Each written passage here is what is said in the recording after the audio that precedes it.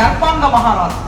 దర్భంగ అనే ఒక సంస్థానానికి రాజు ఆయన లేచి అంబేద్కర్ గారు, మీరు డిప్రెషన్ క్లాసెస్కు రిజర్వేషన్లు అంటారు, ఉమెన్కి రిజర్వేషన్లు అంటారు, షెడ్యూల్డ్ క్యాస్ట్ రిజర్వేషన్లు అంటారు, ఇప్పుడు పిల్లలకి చదువు అంటున్నారు. మరి పిల్లలందరికీ చదువును అందిస్తే మా ఎద్దుల కొట్టాల్లో మా పంట పొలాల్లో ఎవరు పని చేయాలండి, మీ పిల్లలందరూ బడికి పోతే అన్నాడు దర్భంగ మహారాజు. ఒక్క దర్భంగ మహారాజే కాదు, సర్దార్ పటేల్ అంబేద్కర్ మధ్యన జరిగిన డిబేట్ చూస్తే మనం ఆశ్చర్యపోతాం. వాళ్ళ సర్దార్ పటేల్ దేశానికి ఫస్ట్ హోమ్ మినిస్టర్, చాలా గొప్ప మనిషి, ఆయన పట్ల మనందరికీ గౌరవం ఉన్నది. అయితే ఆనాటి లీడర్షిప్, ఈవెన్ గాంధీకి నెహ్రూకి అంబేద్కర్కి గాంధీకి జరిగిన డిబేట్, పూనా ఒప్పందం మనందరికీ బ్లాక్ అండ్ వైట్ లో ఉన్నది, మనం చూస్తూ ఉన్నాం. పూనా ఒప్పందం ఒకసారి చదివితే, సెకండ్ రౌండ్ టేబుల్ కాన్ఫరెన్స్ ఒకసారి మనం అక్కడ జరిగిన డిబేట్స్ అవుతే గాంధీ పట్ల ఉన్న గౌరవం అంతా పక్కకి వెళ్ళిపోతుంది. అంబేద్కర్ అంటే ఏమిటి? ఎస్టీలకి రిజర్వేషన్ ఇచ్చాడు. ఈ రిజర్వేషన్ ఇవ్వటం మూలంగా మాకు సీటు రాలేదని విశ్వేశ్వరరెడ్డి గారు లాగా అనుకునే వాళ్ళు చాలా మంది ఉన్నారు. నా దగ్గర చదువుకున్న స్టూడెంట్స్, ఏమ్మా జాబ్ వచ్చిందా అని అంటే, నాకు జాబ్ రాలేదు సార్. ఎందుకు రాలేదమ్మా అంటే, నాకు రిజర్వేషన్ లేదు కదా సార్ అంటారు. అప్పుడు గాంధీ గారు నెహ్రూ గారిని పిలిచి, భారతదేశ రాజ్యాంగం రాయగలిగిన ఏకైక ప్రతిభావంతుడు డాక్టర్ బిఆర్ అంబేద్కర్ మాత్రమే. అప్పుడు అంబేద్కర్ డ్రాఫ్టింగ్ కమిటీ చైర్మన్ అయ్యాడు. నేను ఈ కాలంలో, ఈ 10 సంవత్సరాల కాలంలో చూసిన అన్ని సభల కంటే భిన్నంగా ఎమ్మెల్యేలు, ఎంపీలు, స్పీకర్ గారు, తర్వాత కలెక్టర్ గారు, ముఖ్యంగా ఎస్పీ గారు అందరూ వేదిక మీద చిట్ట చివరి వరకు మీరందరూ కూర్చున్నందుకు మీ అందరికీ నేను నమస్కారం తెలియజేస్తున్నాను సార్. అంబేద్కర్ సభ కోసం ఈ సమయాన్ని మీరు ఇచ్చారు. మొదటగా నేను ఆలస్యంగా వచ్చినందుకు మీకు క్షమాపణ కూడా చెప్పాలి. ఉద్యోగ ధర్మంగా కొన్ని పనులు చేయవలసి ఉండింది. సెలవు పెట్టే అవకాశం లేదని, నేను సెలవు పెట్టాలంటే వీసీ గారికి ముందు ఇన్ఫార్మ్ చేసి సెలవు మంజూరు అయితే అప్పుడే రావాలి కనుక హాఫ్ డే కాలేజ్ చూసుకొని రావటం జరిగింది కనుక ఆలస్యంగా వచ్చాను. మిత్రులారా, ఇప్పుడు ఎంపీ గారు మాట్లాడిన తర్వాత చాలా రాజకీయపరమైన చర్చనీయమైన విషయాలను వారు ప్రతిపాదనలో పెట్టారు. నేను ఇప్పుడు ఆ చర్చలోకి వెళ్ళాను అనుకోండి, చాలా లోతుగా మాట్లాడాల్సి వస్తుంది. సార్కు నాకు చాలా దగ్గర సంబంధం ఎప్పటి నుంచి ఏర్పడిందంటే, వారు అంబేద్కర్ గురించి ఎప్పుడైతే తెలుసుకోవడం మొదలు పెట్టారో అప్పుడు వారికి నాకు దగ్గర సంబంధం ఏర్పడింది. ముఖ్యంగా ఎస్సీ ఎస్టీ అట్రాసిటీ చట్టం సెక్షన్ 18 కొట్టేసిన తర్వాత దాని మీద ఎస్సీ ఎస్టీ అట్రాసిటీ చట్టాన్ని రక్షించాలని, రాజ్యాంగాన్ని రక్షించాలని దేశవ్యాప్తంగా మందకృష్ణ నాయకత్వంలో ఒక పెద్ద ఉద్యమం జరిగింది. ఆ ఉద్యమానికి రాహుల్ గాంధీ గారు కూడా, వరంగల్లో జరిగిన సభకి రాహుల్ గాంధీ గారు అన్ని ప్రతిపక్ష పార్టీ నాయకులు వచ్చారు. ఆ క్రమంలో రాజ్యాంగాన్ని రక్షించడం కోసం జరిగిన ప్రతి సభలో, నేను చూసిన చాలా సభల్లో సార్ పాల్గొన్నారు. పాల్గొన్న తర్వాత వాళ్ళు మాట్లాడిన తర్వాత, నిజానికి సరే వారు ఇంగ్లీష్ మీడియం బ్యాక్గ్రౌండ్, ఉర్దూ, వాళ్ళ కుటుంబంలో ఉర్దూ మీడియం బ్యాక్గ్రౌండ్ కుటుంబాలు, ఫోర్ ఫాదర్స్ అందరు ఉన్నారు కనుక తెలుగును మనం మాట్లాడినంత స్పష్టంగా మాట్లాడకపోవచ్చు, కానీ వారికి సబ్జెక్టు మీద చాలా లోతైన అభినివేశం, లోతైన పట్టు ఉంది అనే విషయం నాకు అర్థమైంది. ఇందిరా పార్క్ దగ్గర ఒక 10,000 మందితో ఒక ధర్నా పెట్టాం. మేమందరం కలిసి ధర్నా పెట్టినప్పుడు ఆ ధర్నాకి స్పీకర్గా వచ్చారు. ఆయన ఆ రోజు మాట్లాడాక, అంటే ఈ రోజు రాజకీయ నాయకులు ఇంత లోతుగా రాజ్యాంగాన్ని అధ్యయనం చేశారా అని నాకు ఒక ఆశ్చర్యం అనిపించింది. సో వారు రాజ్యాంగాన్ని లోతుగా అధ్యయనం చేశారు.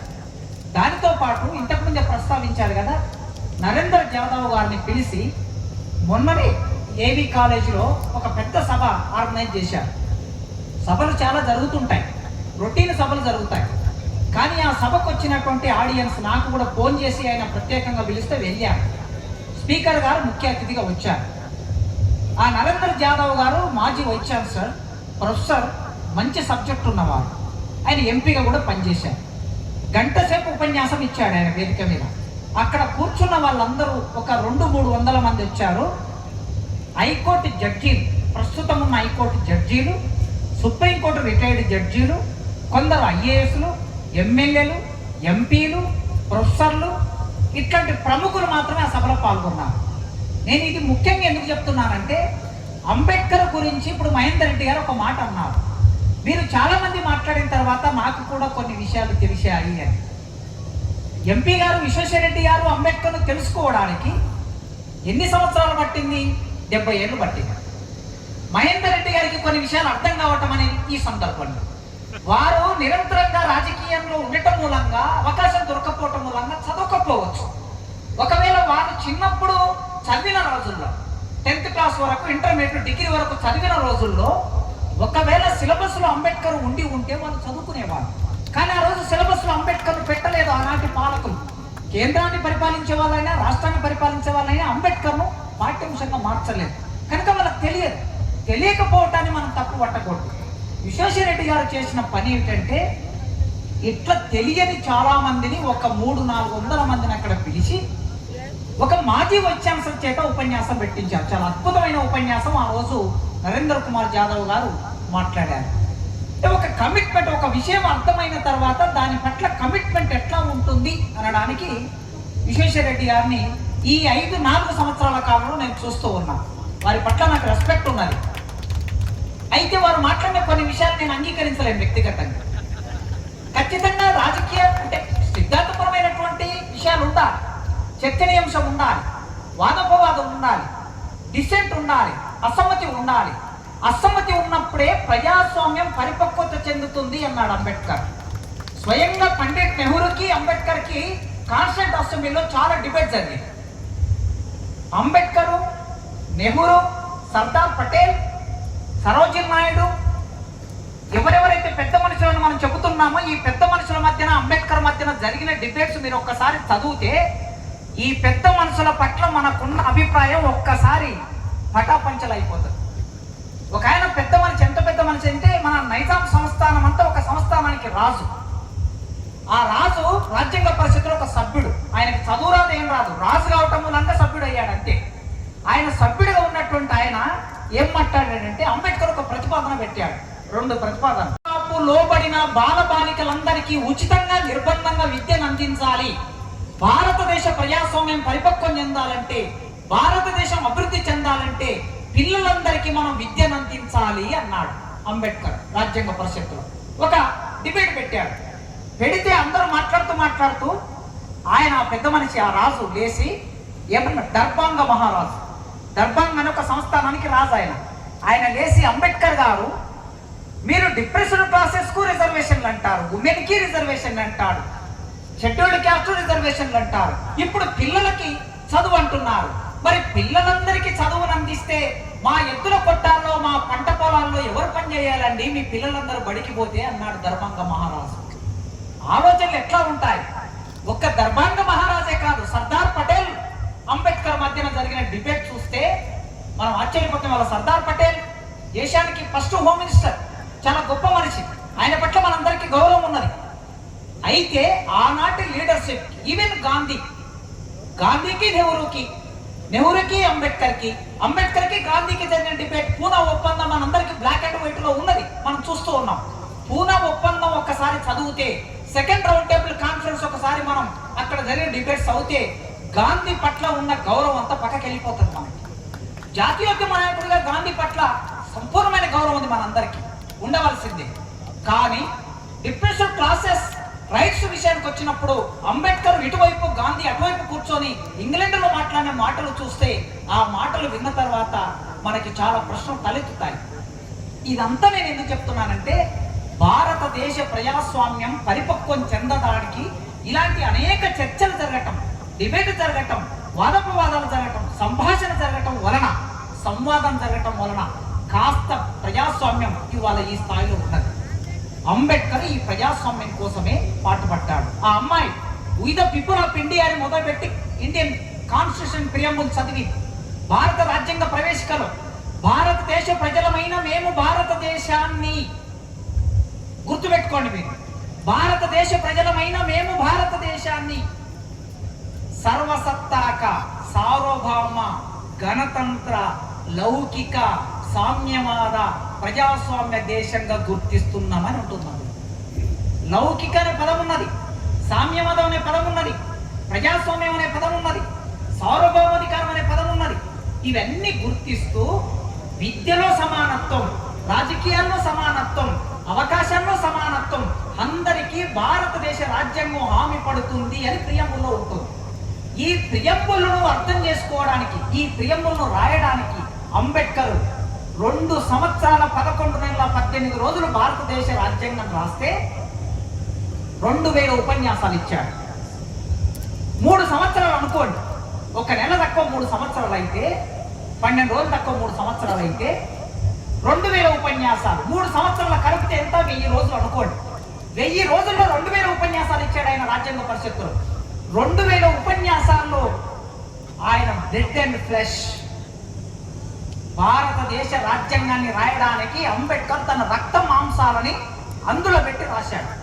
ఈ మాట అన్నది బాబు రాజేంద్ర ప్రసాద్, రాజ్యాంగ పరిషత్తు అధ్యక్షుడు బాబు రాజేంద్ర ప్రసాద్ అన్న మాట ఇది. అందుకే అంబేద్కర్ భారతదేశానికి ఏం చేశాడు అనే ప్రశ్న ఉదయించినప్పుడు ఎవరికైనా ఆ ప్రశ్నని, వాటికి సమాధానం చెప్పవలసిన బాధ్యత ఏ ఒక్కరి మీనో లేదు, మనందరి మీద ఉన్నది. ఇక్కడ ఇంతమంది నాయకులు ఉన్నారు, ఎమ్మెల్యేలు, ఎంపీలు, కలెక్టరు, ఎస్పీ గారు ఉన్నారు కనుక మీరు ఇంతమంది నాయకులు ఉన్నారు. వాళ్ళు లేకపోతే మీరు ఇక్కడ ఉండరు. మీరు ఇక్కడ ఉండకపోతే నేను మాట్లాడేది వినరు, ఇక్కడ మాట్లాడే పెద్ద మనుషులు వినేది మాట్లాడేది వినరు, సోమన్న వాడే పాట వినరు. మీకు కూడా అంబేద్కర్ గురించి చాలా మందికి తెలియకపోవచ్చు, తప్పుడు అభిప్రాయాలు ఉండొచ్చు చాలా మందికి. అంబేద్కర్ అంటే ఏమిటి? ఎస్సీలకి రిజర్వేషన్లు ఇచ్చాడు, ఎస్టీలకి రిజర్వేషన్లు ఇచ్చాడు. ఈ రిజర్వేషన్లు ఇవ్వటం మూలంగా మాకు సీటు రాలేదని విశ్వేశ్వరరెడ్డి గారు లాగా అనుకునే వాళ్ళు చాలా మంది ఉన్నారు. నా దగ్గర చదువుకున్న స్టూడెంట్స్, ఏమ్మా జాబ్ వచ్చిందా అని అంటే, సార్ జాబ్ రాలేదు సార్. ఎందుకు రాలేదమ్మా అంటే, నాకు రిజర్వేషన్ లేదు కదా సార్ అంటారు. ఏ కులం అమ్మా మీరన్నా? మేము గౌన్లో సార్ అన్నారు. అమ్మా నీకు 27% రిజర్వేషన్ ఉన్నది మర్చిపోయినవా అని అంటే, అమ్మాయికి తెలియదు 27% రిజర్వేషన్ బీసీలకు ఉందని. బీసీలు కూడా ఏమనుకుంటారు అంటే మాకు రిజర్వేషన్ లేదనుకుంటారు. కేవలం మా ఎస్సీలకు మాత్రం రిజర్వేషన్ ఉంది అని ఒక తప్పుడు అభిప్రాయం భారతదేశంలో ఉన్నది. సివిల్ సర్వీస్ రిజల్ట్ ఒక ఎస్సీ అబ్బాయికి 51.3 వచ్చింది. 51.3% మార్క్స్ వచ్చాయి, ఐఏఎస్ రాలేదు. ఒక ఓసీ అబ్బాయికి 49.4 వచ్చింది, ఐఏఎస్ వచ్చింది. ఇప్పుడు చెప్పండి, రిజర్వేషన్ ఎవరికి అవసరం, ఎవరికి అవసరం లేదు అంటే ఒక తప్పుడు అభిప్రాయం సమాజంలో వ్యాపించిపోయింది. మీరందరూ వివిధ ప్రాంతాల్లో రాజకీయ నాయకులు ఉంటారు, ఆ గ్రామాలను డిక్లేర్ చేసే స్థాయిలో ఉంటారు. అర్థం కావాల్సింది ఏంటంటే, అంబేద్కర్ కేవలం ఎస్సీల కోసం భారతదేశ రాజ్యాంగం రాయాలి. ఒకవేళ అక్కడ రాసి ఉంటే ఏముంటది? This constitution for scheduled caste అని ఉంటుంది. కానీ భారత రాజ్యాంగం అని ఉంది పైన. ప్రియంబుల్లో ఏమున్నది? ప్రియంబుల్లో భారతదేశ ఎస్సీలమైన మేము అని లేదు, భారతదేశ ప్రజలమైన మేము అని ఉంది ప్రియంబుల్లో. కనుక రాజ్యాంగం రాయడం అనేది అంబేద్కర్ తన కోసం రాసుకోలే. ఇప్పుడు సార్ చెప్పాడు కదా, అంబేద్కర్ రాజ్యాంగ పరిషత్తులోకి రావాలంటే బ్రిటిష్ వాళ్ళు 1946లో క్యాబినెట్ మిషన్ ఇక్కడికి పంపించారు ఇండియాకి ఒక రాజ్యాంగం రాసిచ్చిన తర్వాత స్వాతంత్రం ఇవ్వాలి అనేది వాళ్ళ ఆలోచన. ఆ రాజ్యాంగం రాయడం కోసం ఒక కమిటీని పంపించి ఇక్కడ కొద్దిమంది సభ్యులు ఎంపిక చేయాలి. ఎట్లా ఎంపిక చేయాలి? ఒక 20% రాజులు డైరెక్ట్ గా సభ్యులు అవుతారు. 20% అంటే ఇంతకుముందు దర్భంగ మహారాజు చెప్పాను కదా, అట్లాంటి రాజులు డైరెక్ట్ గా వస్తారు 20%. ఇంకొక 20% ఆ రాజులు ఒక్కొక్క సభ్యుని నియమించవచ్చు, అట్లా 10 మంది వస్తారు. ఇక మిగతా వాళ్ళు 10 లక్షల మందికి ఒక సభ్యుడు చొప్పున ఎన్నికల్లో పోటీ చేసి ఎంపిక రావాలి. ఇట్లా చాలా మంది పోటీ చేసి వచ్చారు, 293 మంది సభ్యులు. అంబేద్కర్ కూడా పోటీ చేశాడు, కానీ అంబేద్కర్ గెలవనివ్వలేదు, ఓడించాడు. ఎందుకు ఓడించారు? అంబేద్కర్ భారతదేశ రాజ్యాంగ పరిషత్తులోకి వస్తే భారతదేశ ముఖ చిత్రం మారిపోతుందనే విషయం తెలుసు ఈ దేశంలో ఉన్న వాళ్ళకి. అందుకే అంబేద్కర్ ఓడించారు. ఎక్కడ రౌండ్ టేబుల్ కాన్ఫరెన్స్ లో అంబేద్కర్ వాదన ఏం మొదలు పెట్టాడు? నేను భారతదేశ ప్రతినిధిగా వచ్చి మాట్లాడుతున్నానన్నాడు మొదటి రౌండ్ టేబుల్ సమావేశంలో. నేను దళితుల ప్రతినిధిగా రాలేదు, నేను షెడ్యూల్డ్ క్యాస్ట్ ప్రతినిధిగా రాలేదు, నేను ఇక్కడ భారతదేశ ప్రతినిధిగా మాట్లాడుతున్నానని మొదలు పెట్టాడు ఫస్ట్ రౌండ్ టేబుల్ సమావేశం. ఈ ఫస్ట్ రౌండ్ టేబుల్ సమావేశం ఇంగ్లాండ్ లో జరిగింది. ఈ రౌండ్ టేబుల్ సమావేశానికి రామ్సే మెక్డొనాల్డ్ అనేవాడు అధ్యక్ష వహిస్తూ ఉన్నాడు, ఆ బ్రిటిష్ ఒక మినిస్టర్. ఆయన అధ్యక్షత సమావేశం జరుగుతుంటే ఆ సమావేశానికి గాంధీ అండ్ కాంగ్రెస్ వాళ్ళు బైకాట్ చేశారు, ఎవరు వెళ్ళలే. కమ్యూనిస్టులు బైకాట్ చేశారు, ఎవరు వెళ్ళలే. హిందూ మహాసభ వాళ్ళు బైకాట్ చేశారు, ఎవరు వెళ్ళలే. అంబేద్కర్ ఒక్కడే వెళ్ళాడు ఇండియా తరఫున. వెళ్ళిన అంబేద్కర్ ఏమన్నాడు? నేను భారతదేశ ప్రతినిధిని అన్నాడు. చాలా స్ట్రాటజిక్ గా అన్నాడు ఆ మాట. అన్న తర్వాత ప్రపంచ మీడియా ఇంగ్లాండ్ లో ఉంటుంది. ఆ ఇంగ్లాండ్ లో ప్రపంచ మీడియా అంబేద్కర్ మాట్లాడిన మాటను కవర్ చేస్తే మరొక రోజు నెక్స్ట్ రోజు పేపర్లా అంబేద్కర్ భారతదేశ ప్రతినిధి అని పెద్ద అక్షరాలతో న్యూస్ వచ్చింది. ఇక్కడ సబర్మతి ఆశ్రమంలో గాంధీ గారు ఉన్నారు. పేపర్ చూశాడు, భారతదేశ ప్రతినిధి అంబేద్కర్ అని వచ్చింది. వెంటనే గాంధీ గారు తత్తరపాటు గురయ్యారు. భారతదేశ ప్రతినిధిని నేను కదా, అంబేద్కర్ ఎలా అవుతాడనే ప్రశ్న వచ్చింది అక్కడ. అప్పుడు రెండో రౌండ్ టేబుల్ సమావేశానికి గాంధీ గారు వెళ్ళారు. సరోజిని నాయుడు గాంధీ గారు కాంగ్రెస్ తరఫున ప్రతినిధులు వెళ్ళారు. మదన్ మోహన్ మాలవ్య గారు కూడా వెళ్ళారు అప్పుడు రౌండ్ టేబుల్ సమావేశాలు. వెళ్ళిన తర్వాత అంబేద్కర్ పెట్టిన రెండు ప్రతిపాదనలు చెప్తా మీకు. ఒక ప్రతిపాదన ఏమన్నాడంటే, ఈ దేశంలో బ్రిటిష్ ప్రభుత్వం విద్య కోసం ₹1,00,000 ఖర్చు పెడుతుంది. అంటే ఆనాటి బడ్జెట్ లో, కేంద్ర బడ్జెట్ లో ₹1,00,000 ఖర్చు పెడుతుంది. ఈ ₹1,00,000 ఖర్చు పెడితే ఈ డబ్బు ప్రభుత్వానికి ఎక్కడి నుంచి వస్తుంది? ప్రజలు పన్నుల రూపంలో డబ్బులు కడితే ఆ పన్నుల రూపంలో కట్టిన డబ్బు ప్రభుత్వానికి వెళ్తుంది. ఈ ప్రజల్లో ఎస్సీలు, ఎస్టీలు, బీసీలు, అప్పర్ క్యాస్ట్ అందరూ ఉంటారు. కానీ మీరు నిర్మించిన స్కూళ్ళల్లో, కాలేజీల్లో, యూనివర్సిటీల్లో ఎవరుంటున్నారు, ఎవరు చదువుకుంటున్నారంటే కేవలం పై కులాల వల్లే చదువుకుంటున్నారు, మా కులాల అవకాశాలు లేవు అన్నాడు. అంటే మాకు విద్య కావాలి అన్నాడు అంబేద్కర్. అక్కడ మాట్లాడిన మొదటి మాట, మరి విద్య కావాలంటే ఏం కావాలి? మాకు కొన్ని అవకాశాలు కల్పించాలి. ఇన్నాళ్ళు మీరు చట్టబద్ధంగా మమ్మల్ని గుడికి బడికి దూరం చేశారు కనుక చట్టబద్ధంగా గుడిలోకి బడిలోకి పంపించాలి. ఆ చట్టం కావాలని అడిగాడు. రెండో మాట ఏమడిగాడంటే, భారతదేశంలో మహిళలు 50% ఉంటారు. 50% ఉన్న మహిళలకి విద్య లేదు. మను అనేటటువంటి ఒక పెద్ద మనిషి ఒక మాట రాశాడు. విశ్వేశ్వరరెడ్డి గారు ఉండకూడని పార్టీలో ఉన్నారు. నిజానికి ఆయన చాలా గొప్ప మనిషి, మంచి మనిషి. ఆయన చాలా సెక్యులర్ ఆయన చాలా సెక్యులర్, ఆ విషయం తెలుసు నాకు. కానీ ఆనాడు మను అనేటటువంటి ఒక పెద్ద మనిషి ఒక పుస్తకం రాశాడు. ఆ పెద్ద మనిషి ఆ పుస్తకంలో ఏం రాశాడు తెలుసా? 2000 సంవత్సరాల కిందట ఏం రాశాడంటే, చాప్టర్ నెంబర్ 8 ఒక 20 శ్లోకాలు రాశారు. ఆ 20 శ్లోకాల్లో ఒక శ్లోకం, చదువుకున్న అమ్మాయి అన్నం వడ్డిస్తే కంచంలో ఉన్న అన్నం మెతుకులు పురుగులుగా మారిపోతాయని రాశారు. ఇక ఆలోచించండి మీరు, కంచంలో అన్నము పురుగులుగా మారిపోతుందా? ఇంతమంది మన తల్లులు, మన చెల్లెళ్ళు, మన భార్యలు అన్నం వడ్డిస్తున్నారు కదా, రాశారు.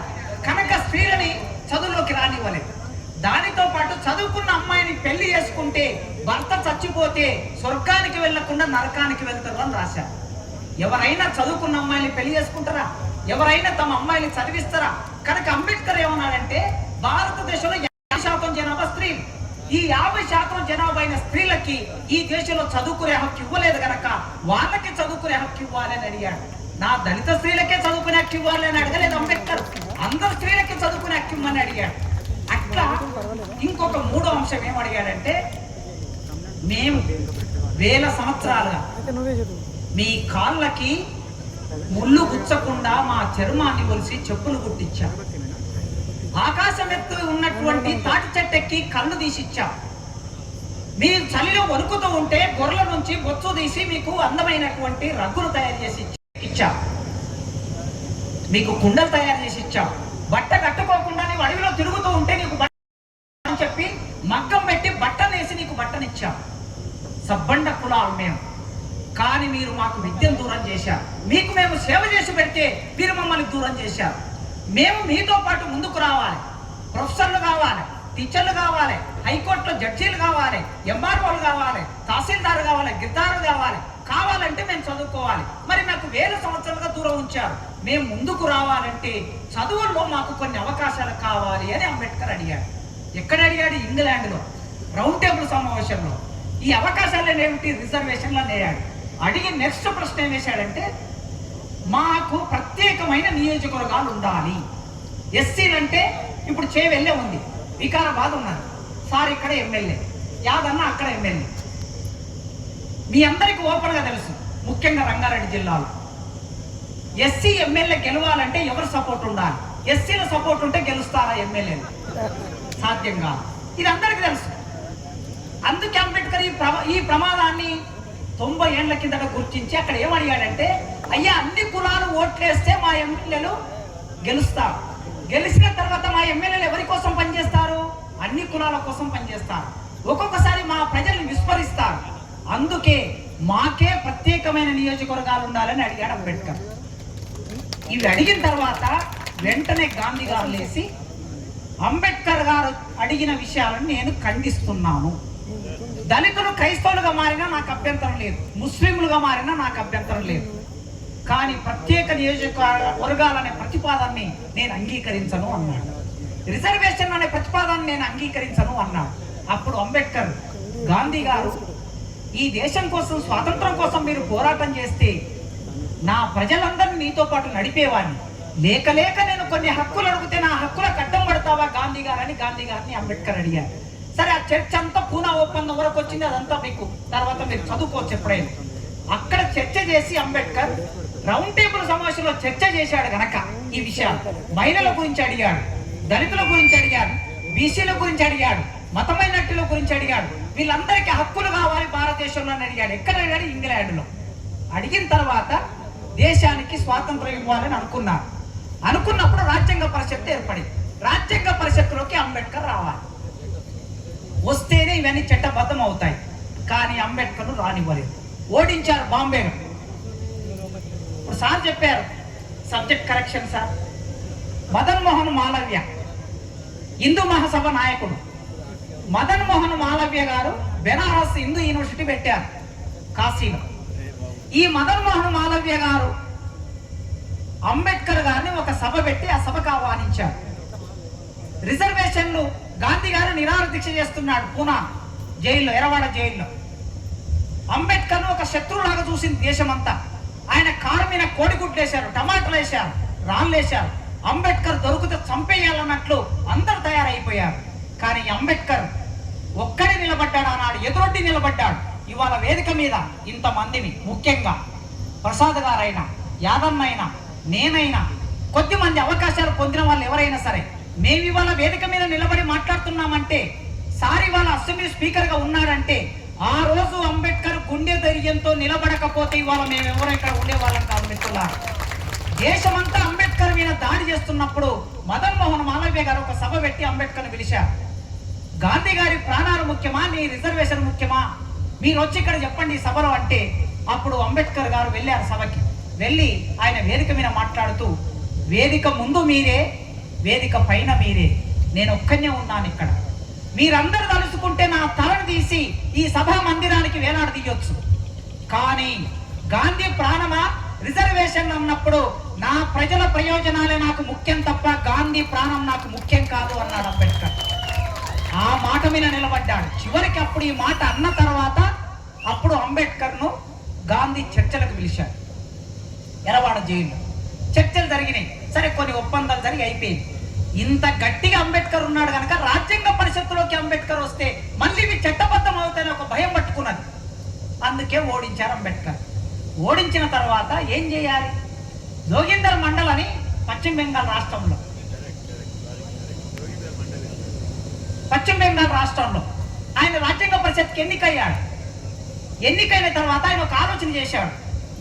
నాకు పెద్ద నాలెడ్జ్ లేదు, నేను రాజ్యాంగ పరిషత్కి ఎన్నికయ్యాను, అక్కడ వెళ్ళి నేనేం చేస్తాను? అంబేద్కర్ లాంటి వాడు రాజ్యాంగ పరిషత్తులోకి వెళ్తే భారతదేశ రాజ్యాంగం గొప్పగా ఉంటుందని అనుకొని అంబేద్కర్ని అక్కడికి ఇన్వైట్ చేసి ఆయన తన పదవికి రాజీనామా చేసి అంబేద్కర్ను గెలిపించి రాజ్యాంగ పరిషత్తులకు పంపించాడు. పంపించిన కొద్ది రోజులకే ఆయన గెలిచిన నియోజకవర్గాన్ని మన వాళ్ళు ఏం చేశారంటే పాకిస్తాన్లో కలిపేశారు. మొదటిసారి ఓడించారు, రెండోసారి పాకిస్తాన్ పంపించారు. ఇప్పుడు అంబేద్కర్ ఏ రాజ్యాంగం రాయాలి? పాకిస్తాన్ రాజ్యాంగం రాయాలి వెళ్ళి. అప్పుడు అంబేద్కర్ రామ్సే మెక్డొనాల్డ్కో లేఖ పెట్టాడు. అయ్యా, మీరు ఇంకా భారతదేశాన్ని పరిపాలిస్తున్నారు, ఇంకా మీరు వెళ్ళిపోలేదు ఇక్కడ నుంచి పూర్తిగా. మీరున్నప్పుడే నా పరిస్థితి ఇట్లా ఉంటే రేపు మీరు వెళ్ళిపోయిన తర్వాత మా జాతుల పరిస్థితి ఎట్లా ఉండాలని లేఖ రాస్తే అప్పుడు బ్రిటిష్ గవర్నమెంట్ ఇండియన్ గవర్నమెంట్కి, అంటే అప్పుడు డిఫాక్టో గవర్నమెంట్ అప్పుడు నెహ్రూకు లేఖ రాశారు. మీరేం చేస్తారో తెలియదు, తాత్కాలిక ప్రభుత్వం మీరేం చేస్తారో తెలియదు. అంబేద్కర్ భారత రాజ్యాంగ పరిషత్తులో సభ్యుడిగా ఉంటేనే భారత రాజ్యాంగం రాయబడుతుంది అని ఒక లేఖ పంపిస్తే అప్పుడు అంబేద్కర్ను రాజ్యాంగంలోకి తీసుకున్నారు. ఇంత తతంగం జరిగింది. మీరు ఎవరైనా ఇక్కడ ఉన్న వాళ్ళు అనుకోవచ్చు, అంబేద్కర్ ఉట్టిగా ఇట్లా రాజ్యాంగంలోకి వచ్చి పరిషత్తులోకి వచ్చి రాజ్యాంగం రాయలే, ఒక పెద్ద యుద్ధమే చేశాడు. ఈ యుద్ధం చేసే పరిషత్తులోకి వచ్చాడు సభ్యుడిగా. పరిషత్తులోకి వచ్చిన తర్వాత అక్కడ ఉన్నటువంటి వాళ్ళందరూ ఆలోచించారు. ఇప్పుడు సార్ చెప్పాడు కదా, పాకిస్తాన్కు సంబంధించిన విషయం మీద ఒక చర్చ ప్రారంభమైంది రాజ్యాంగ పరిషత్తులో. ఇండియా పాకిస్తాన్ రెండు విడిపోబోతున్నాయి. కామన్ సివిల్ కోడ్ నెహ్రూకు లేఖ రాశారు. మీరేం చేస్తారో తెలియదు, తాత్కాలిక ప్రభుత్వం మీరేం చేస్తారో తెలియదు. అంబేద్కర్ భారత రాజ్యాంగ పరిషత్తులో సభ్యుడిగా ఉంటేనే భారత రాజ్యాంగం రాయబడుతుంది అని ఒక లేఖ పంపిస్తే అప్పుడు అంబేద్కర్ను రాజ్యాంగంలోకి తీసుకున్నారు. ఇంత తతంగం జరిగింది. మీరు ఎవరైనా ఇక్కడ ఉన్న వాళ్ళు అనుకోవచ్చు, అంబేద్కర్ ఉట్టిగా ఇట్లా రాజ్యాంగంలోకి వచ్చి పరిషత్తులోకి వచ్చి రాజ్యాంగం రాయలే, ఒక పెద్ద యుద్ధమే చేశాడు. ఈ యుద్ధం చేసే పరిషత్తులోకి వచ్చాడు సభ్యుడిగా. పరిషత్తులోకి వచ్చిన తర్వాత అక్కడ ఉన్నటువంటి వాళ్ళందరూ ఆలోచించారు. ఇప్పుడు సార్ చెప్పాడు కదా, పాకిస్తాన్కు సంబంధించిన విషయం మీద ఒక చర్చ ప్రారంభమైంది రాజ్యాంగ పరిషత్తులో. ఇండియా పాకిస్తాన్ రెండు విడిపోబోతున్నాయి. కామన్ సివిల్ కోడ్ మీద కూడా ఒక చర్చ ప్రారంభమైంది. చాలా విషయాలు అప్పటికి 500 సంస్థానాలు ఇండియన్ యూనియన్ లో కలవలేదు, చాలా సంస్థలు కలవలేదు. ఇంకా ముఖ్యంగా మన హైదరాబాద్ తర్వాత అక్కడ కాశ్మీర్, వీటి మీద చర్చ ప్రారంభమైంది. రాజ్యాంగ పరిషత్తులో ఉన్న సభ్యులు రకరకాల అభిప్రాయాలు చెప్పారు. అంబేద్కర్ లేసి మాట్లాడాడు. డిఫరెంట్ ఉంటుంది అంబేద్కర్ సంభాషణ. సార్ చెప్పాడు కదా, ఎందుకు డిఫరెంట్గా ఉంటుంది? కొలంబియా యూనివర్సిటీలో చదువుకున్న ఏకైక భారతీయుడు డాక్టర్ బిఆర్ అంబేద్కర్ మాత్రమే. ఆనాటి వరకు మిత్రులారా, కోట్ల రూపాయలు ఉన్న వాళ్ళు ఎవరు చదువుకోలేకపోయారు, పెద్ద పెద్ద ధనవంతులు ఎవరు చదువుకోలేకపోయారు, అంబేద్కర్ చదవగలిగాడు. అంబేద్కర్ కి గురువు ఎవరు లభించారు? ప్రొఫెసర్ జాన్ డువే అనే ప్రొఫెసర్ లభించాడు. మీరు గూగుల్లో జాన్ డువే అని సెర్చ్ చేయండి. అమెరికా ముఖ చిత్రాన్ని మార్చిన ప్రొఫెసర్ జాన్ డువే. ఇవాళ ఆధునిక అమెరికా ఇలా ఉంది అంటే, విద్యారంగంలో శాస్త్ర సాంకేతిక రంగంలో ఇంత గొప్పగా ఉంది అంటే జాన్ డువే ప్రధాన కారణం. ఆ జాన్ డువే అనే ప్రొఫెసర్ అంబేద్కర్ కి నేరుగా టీచర్ అయ్యాడు. అందువలన అంబేద్కర్ చదువుకున్న సంస్కారం వలన ప్రపంచ జ్ఞానాన్ని అధ్యయనం చేశాడు. మిగతా వాళ్ళకి అంత జ్ఞానం లేదు. అందుకే ఆయన నోట్స్ రాసుకొని ఒక ప్రత్యేకమైన ఉపన్యాసం ఇచ్చాడు రాజ్యాంగ పరిషత్తులో. అందరూ తెల్లమొక్కాలు వేశారు. మన వాళ్ళు బ్రిటిష్ వాళ్ళకి వ్యతిరేకంగా పోరాటం చేశారు, బానే ఉన్నది. కానీ నాలెడ్జ్ లేదు. రాజ్యాంగ పరిషత్తులో చాలా మందికి నాలెడ్జ్ లేదు. ఈవెన్ చాలా మంది పేర్లు చెప్పడం సమంజసం కాకపోవచ్చు. అప్పుడు ఈయన ఒక గంట సేపు మాట్లాడితే ఆశ్చర్యానికి గురై, అయ్యో అంబేద్కర్ ఇండియాకు వ్యతిరేకంగా మాట్లాడతాడు అనుకున్నాం, అంబేద్కర్ అగ్రకులాలకు వ్యతిరేకంగా మాట్లాడతాడు అనుకున్నాం, అంబేద్కర్ పాకిస్తాన్కి అనుకూలంగా మాట్లాడతాడు అనుకున్నాం. కానీ అంబేద్కర్ అంటే ఇంత నాలెడ్జ్ తో, ఇంత స్పష్టంగా, ఇంత సంయమనంతో మాట్లాడుతున్నాడని అందరూ ఆశ్చర్యానికి గురై అప్పుడు గాంధీ గారు నెహ్రూ గారిని పిలిచి, భారతదేశ రాజ్యాంగం రాయగలిగిన ఏకైక ప్రతిభావంతుడు డాక్టర్ బిఆర్ అంబేద్కర్ మాత్రమే. అప్పుడు అంబేద్కర్ డ్రాఫ్టింగ్ కమిటీ చైర్మన్ అయ్యాడు. ఆయన బయటకు వచ్చి ప్రెస్లో మాట్లాడాడు. ఏమన్నాడు తెలుసా? రాజ్యాంగ పరిషత్తులోకి రాకుండా నన్ను ఇంతమంది అడ్డుకున్నారు, నేను సభ్యుని అవుతానో కాదో అని నేను అనుకుంటే ఏకంగా నన్ను రాజ్యాంగం రాసే బాధ్యత నా భుజాల మీద పెట్టారు. ఎస్, ఇది నాకు ఒక మంచి అవకాశం, భారతదేశ రుణం తీర్చుకోవడానికి నాకు దక్కిన మంచి అవకాశం అన్నాడు అంబేద్కర్. మిత్రులారా, భారతదేశ రుణం తీర్చుకోవడానికి అన్నాడు. బడిలోకి రానివ్వలేదు అంబేద్కర్ను, కోపం పెట్టుకోలే. ముట్టుకోలేదు అంబేద్కర్ను, కోపం పెట్టుకోలే. నీళ్లు తాగనివ్వలేదు అంబేద్కర్ను, కోపం పెట్టుకోలే. బరోడా మహారాజులో ఒక చెప్రాసి కనీసం అంబేద్కర్ కు ఫైల్ చేతికి ఇవ్వలేదు, కోపం పెట్టుకోలే. బాంబే వెళ్ళి లాయర్ గా ప్రాక్టీస్ చేసి ఒక ఇల్లు తీసుకుంటే ఇంట్లో నుంచి అంబేద్కర్ బయటికి నెట్టేశారు, కోపం పెట్టుకోలే. ఈ దేశం మీద అంబేద్కర్ ఒకవేళ కోపమే పెట్టుకొని ఉంటే ఆనాడు 6 కోట్ల మంది దళితుల కోసం ప్రత్యేక దేశమే ఏర్పడేది. కానీ అంబేద్కర్ అలా అడగలే. ఎందుకు? ఈ దేశం నాది అనుకున్నాడు, ఈ దేశంలో నేను భాగము అనుకున్నాడు. అందుకే భారతదేశ రాజ్యాంగాన్ని దేశం కోసం రాసి ఇవ్వాలనుకున్నాడు, రాసిచ్చాడు. ఇవాళ ఈ రాజ్యాంగం మన ముందున్నది. తక్షణ కర్తవ్యం ఏమిటంటే ఈ రాజ్యాంగానికి తూట్లు పడుతూ ఉన్నాయి. ఇది మన ముందున్న తక్షణ కర్తవ్యం. మాట్లాడే అవకాశం రోజు రోజుకు తగ్గుతుంది దేశంలో. రోజు రోజుకు మాట్లాడే మేధావులు అర్బన్ నక్సలైట్లుగా జైలుకు వెళ్తున్నారు. జర్నలిస్టులు, ప్రొఫెసర్లు జైల్లో ఉంటున్నారు దేశవ్యాప్తంగా. ఈవెన్ ఒకవేళ మేధావులు జైల్లో ఉంటారు అనుకుందాం కాసేపు. నా మీద కూడా కేసీఆర్ కేసు పెట్టి జైల్లో పెట్టాడు. 6 నెలలు జైల్లో బయటకు వచ్చాను మాట్లాడినందుకే, కేవలం మాట్లాడినందుకే. అప్పుడు ఈ వేదిక మీద ఉన్న చాలా మంది టీఆర్ఎస్ లో ఉన్నారు. ఓకే, కేసీఆర్ గారికి నేను దేశద్రోహి కనిపించాను. ఇంకోరికి ఇంకోటి కనిపిస్తాం. ఏం మాట్లాడతాం? ఇదో నేను ఇవే మాట్లాడాలి. ఇందులో ఏమైనా తప్పులు ఉన్నాయా? ఇందులో ఏమైనా నక్సలిజం ఉన్నదా? అంటే రాజ్యాంగం గురించి మాట్లాడితే కొందరికి భయం. ఇవాళ దేశంలో కూడా రాజ్యాంగం గురించి మాట్లాడితే ఒక భయం పూరితమైన వాతావరణం మెల్లగొస్తుంది. మాట్లాడని చోట, సంకుచితమైన చోట, భావాలు ఘర్షించని చోట, గది నాలుగోడల మధ్య వేసి కొట్టే చోట ఏమవుతుంది అంటే నియంతృత్వం అవుతుంది. అంబేద్కర్ నియంతృత్వాన్ని కోరుకోలేదు. అంబేద్కర్ ప్రజాస్వామ్యాన్ని కోరుకున్నాడు. అంబేద్కర్ దేశం బాగుండాలని కోరుకున్నాడు. ప్రజలందరూ బాగుండాలని కోరుకున్నాడు. అంబేద్కర్ చేసిన రాజీనామా కూడా ఈ దేశంలో మహిళల కోసమే రాజీనామా చేశాడు. క్యాబినెట్ నుంచి బయటకు వచ్చాడు ఆయన మహిళల కోసమే. నిజానికి అంబేద్కర్ మహిళలు రాజకీయ నాయకులు కావాలి, మహిళలకు ఆస్తి కావాలని అడిగాడు కదా. 1952లో, 53లో, 54లో ఎవరైనా దళిత మహిళలు చదువుకున్న వాళ్ళు ఉన్నారండి ఆ రోజుల్లో?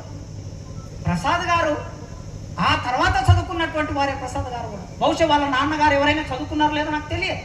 అంటే మగవాళ్ళు చదువుకోవడమే కష్టం 52, 60, 70ల కాలంలో. ఆడవాళ్ళు ఎవరు చదువుకుంటారు?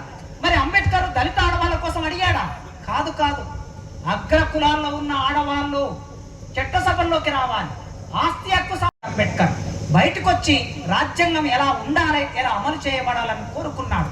వేదిక మీద ఎస్పీ గారు, కలెక్టర్ గారు ఉన్నారు. ఇవాళ భారత రాజ్యాంగం ఎట్లా అమలవుతున్నది అనేది మనం అందరం ఆలోచించవలసిన అవసరం ఉంది. దేశంలో భారత రాజ్యాంగం సరిగ్గా అమలు కాకపోతే తప్పనిసరిగా ఈ దేశంలో నియంతృత్వం వస్తుంది. మిత్రులారా, అంటరానితనం అమానుషం, దాన్ని పాటించడం నేరము అని ఉంది. మీ ప్రాంతంలో అంటరానితనం ఎన్ని గ్రామాల్లో పాటిస్తున్నారో మీరు మిమ్మల్ని అడిగితే ఇక్కడ కూర్చున్న కనీసం సగం మంది చెప్పగలుగుతారు. ఇంకా 2 గ్లాసుల పద్ధతి ఉన్న చోట్లు, ఇంకా కులం పేరు మీద వివక్ష కొనసాగుతున్న చోట్లు. హైదరాబాద్కి కూతవేటు దూరంలో ఒక గ్రామంలో బోనాల పండుగ చేశారని, మాదిగ వాళ్ళు బోనాలు ఎత్తుకొని గుడి దగ్గరికి వచ్చారని 1 సంవత్సరం కిందట ఆ మాదిగ వాడని వెలివేసినటువంటి గచ్చిబౌలి పక్కన ఉన్నటువంటి గ్రామం వెలివేశారు. 2024-25 కాలంలోనే ఇంకా కులం అమలు చేయబడుతున్నది. గుజరాత్ రాష్ట్రంలో ఒక పిల్లవాడు వాళ్ళ నాన్న బర్త్డేకి అడిగాడు, ఏం కావాలరా నాన్న నీకంటే? గుర్రం కావాలని అడిగాడు. వాడు గుర్రం మీద ఎక్కాలని కోరిక. గుర్రం ఇచ్చాడు ఒక దళిత బాయికి వాళ్ళ నాన్న. గుర్రం ఎక్కి ఊళ్ళోకి వెళ్ళాడు. ఊళ్ళోకి వెళ్ళినటువంటి వాడిని ఆ ఊళ్ళో ఉన్న పెద్ద మనుషులందరూ, మా కళ్ళ ముందు గుర్రం ఎక్కి తిరుగుతావా అని అన్టచబుల్ బాయ్ అని చెప్పి గుర్రం మీద నుంచి దింపి చెట్టుకు కట్టేసి కొడితే ఆ పిల్లవాడు చచ్చిపోయాడు. 2022లో ఈ సంఘటన జరిగింది గుజరాత్ రాష్ట్రంలో. ఉత్తరప్రదేశ్ రాష్ట్రంలో ఒక దళిత అమ్మాయిని పట్టుకెళ్లి 2021లో దళిత అమ్మాయిని పట్టుకెళ్లి సామూహికంగా అత్యాచారం చేసి చంపేశారు. సామూహికంగా ఆ అమ్మాయి ఎక్కడ సాక్ష్యం చెప్తుందో అని చెప్పి చంపేశారు. చివరికి ఆమెకు సాక్ష్యం చెప్పడానికి ముందుకు వచ్చినటువంటి వాళ్ళని యాక్సిడెంట్ చేసి చంపేశారు. భారతదేశంలో అమలవుతున్న తీరిది. ఇప్పుడు మన ముందు ఉన్నది భారతదేశ రాజ్యాంగాన్ని రక్షించుకోవాలి, లౌకికవాదాన్ని రక్షించుకోవాలి, సామ్యవాదాన్ని రక్షించుకోవాలి, సమానత్వాన్ని రక్షించుకోవాలి. రక్షించుకునే వైపు మనం అందరం ఆలోచించాలి. ఎవరం ఏ కులంలో పుట్టాలో మన చేతిలో ఉండదు. కానీ పుట్టిన తర్వాత పెద్దవాళ్ళందరూ చెప్పారు కదా, పుట్టిన తర్వాత రామ్మోహన్ రెడ్డి గారు ఒక మాట అన్నారు, పుట్టిన తర్వాత పుట్టడం మన చేతుల్లో లేదు, అంబేద్కర్ చేతులు లేదు, నెహ్రూ చేతులు లేదు, మన చేతులు లేదు. పుట్టిన తర్వాత మనం ఎవరి కోసం బతుకుతామనే దాన్ని బట్టి మన జీవిత నిర్ణయం అవుతుంది. నీవు ఏం చేసావనే దాన్ని బట్టి మన జీవిత నిర్ణయం అవుతుంది. అందుకే వేదిక ముందైనా వేదిక కిందైనా మనం ఎక్కడ పుట్టినా సరే మీరు ఎవరి కోసం పనిచేస్తున్నారనే దాన్ని బట్టి మన గొప్పతనం ఉంటుంది. ఎస్ఆర్ శంకరన్ గారు ఒక బ్రాహ్మణ్ ఐఏఎస్ ఆఫీసర్. ఎస్ఆర్ శంకరన్ గారు మేము చదువుకోవడానికి స్కూళ్ళు పెట్టాడండి. ఆయన సాంఘిక సంక్షేమ గురుకుల పాఠశాలలు పెట్టాడు. ఒకవేళ సాంఘిక సంక్షేమ గురుకుల పాఠశాలలు 83, 84 సంవత్సరాలు రాకపోతే ఇవాళ కాసిం అనే ఒక మాదిగవాడు మీ ముందు నిలబడి మాట్లాడే అవకాశమే లేదండి. ఇవాళ ఎస్ఆర్ శంకరన్ గారు మా ఇంట్లో ఒక ఫోటో ఉంటాడు. ఎస్ఆర్ శంకరన్ గారు అంబేద్కర్ తో ఒక ఫోటో పెట్టుకొని దళితులందరూ గౌరవిస్తున్నారు. ఆయన పుట్టిన కులం ఏదైనా వీళ్ళ కోసం పనిచేశాడు. కనుక అంబేద్కర్ పేరు ఒక బ్రాహ్మణుడండి. అంబేద్కర్ పేరు ఒక బ్రాహ్మణుడు. భీమరావు తన సొంతం పేరు. మధ్యాహ్నం అన్నం లేక ఆకలితో అలమటిస్తున్నప్పుడు అంబేద్కర్కి ఇంత అన్నం పెట్టాడు ఆ టీచర్. క్లాసులో అడ్మిషన్ ఇచ్చి మ్యాథమెటిక్స్ చెప్పాడు ఆ టీచర్. అన్నం పెట్టి చదువు చెప్పినందుకు ఆయన పేరునే ఈయన పేరుగా మార్చుకొని భారతదేశంలో ఆ పేరు ఈ ప్రపంచంలో నిలబడింది. కేలుస్కర్, బరోడా మహారాజ్ వీళ్ళెవరు దళితులు కాదు. వీళ్ళందరూ సమాజానికి సేవ చేసినందుకు గొప్ప వాళ్ళగా గుర్తించబడుతున్నారు. ఈ సమాజంలో ఉన్న అసమానతలు పోవాలంటే మనం ఆలోచించాలి. విగ్రహాన్ని పెట్టుకోవడం కాదు, ఆ విగ్రహాన్ని పెట్టుకున్న నేపథ్యం నుంచి మనం కాస్త పని మొదలు పెట్టాలి. దళిత మిత్రులారా మీకు విజ్ఞప్తి చేస్తున్నాను. ఈ మధ్య కాలంలో పై కులాల వాళ్ళ నుంచి వింటూ ఉన్నాను నేను. చాలా మంది మిత్రులు, స్వయంగా నేను ఇంటర్ క్యాస్ట్ మ్యారేజ్ చేసుకున్నాను. నా భార్య రెడ్డి, నేను ఎస్సీ. చాలా మంది మిత్రులు మాట్లాడుతూ ఉంటారు, అమ్మో మాదిగోళ్ళ దగ్గరికి పోవద్దు, అమ్మో మాలోళ్ళ దగ్గరికి పోవద్దు, పై కులాల వాళ్ళు, వేరే కులాల వాళ్ళు. ఈ పరిస్థితి ఎందుకు వస్తుందో ఆలోచించాలి. మనం ఆలోచించాలి ఒకసారి. అటువైపున వాళ్ళు ఆలోచించాలి, ఇటువైపున మనం ఆలోచించాలి. ఎక్కడైనా మనం అనవసరంగా వాళ్ళని ఇబ్బంది పెట్టే పని చేస్తున్నామా, బాధ పెట్టే పని చేస్తున్నామా, భయపెట్టే పని చేస్తున్నామా, అరాచకంగా ప్రవర్తిస్తున్నామా? అరాచకత్వం అనేది ఎప్పుడు కూడా మనిషిని ముందుకు నడపదు. అది అరాచకత్వం అనేది అగాధంలోకి తీసుకెళ్తుంది. కనుక మనం మన జీవితాన్ని మార్చుకోవాల్సిన అవసరం ఉన్నది. అవకాశాలు ఉన్నాయి. మేధస్సు వచ్చినప్పుడు మనిషిలో పరివర్తన జరుగుతుంది. మేధస్సు లేనప్పుడు అరాచకత్వం ఉంటుంది. కనుక అధ్యయనం వైపు రాండి, హక్కుల కోసం పోరాడండి, ఉద్యోగాల వైపు వెళ్ళండి. కొన్ని చోట్ల ఎస్సీ ఎస్టీ అట్రాసిటీ చట్టాన్ని నిర్వీర్యం చేస్తున్నారు. నిర్వీర్యం చేసే ఆ క్రమంలో అందరూ ఉంటున్నారు. అందుకే అన్ని కులాలతో సంవాదం నడపాలి, సంభాషణ చేయాలి, స్నేహం చేయాలి, సమాజం మార్పులో భాగం కావాలి. దానికోసం ఎస్సీలు ఎస్టీలు కూడా ముందు వరుసలో ఉండాలని కోరుకుంటూ, ఈ పెద్ద మనుషులందరూ ఇంతసేపు ఒక చిన్నవాడి నా ఉపన్యాసాన్ని వినడం కోసం ఉన్నందుకు ముందు వేదిక మీద ఉన్న మీ అందరికీ పేరు పేరున వందనాలు, జై భీములు తెలియజేస్తూ ముగిస్తున్నాను మిత్రులు.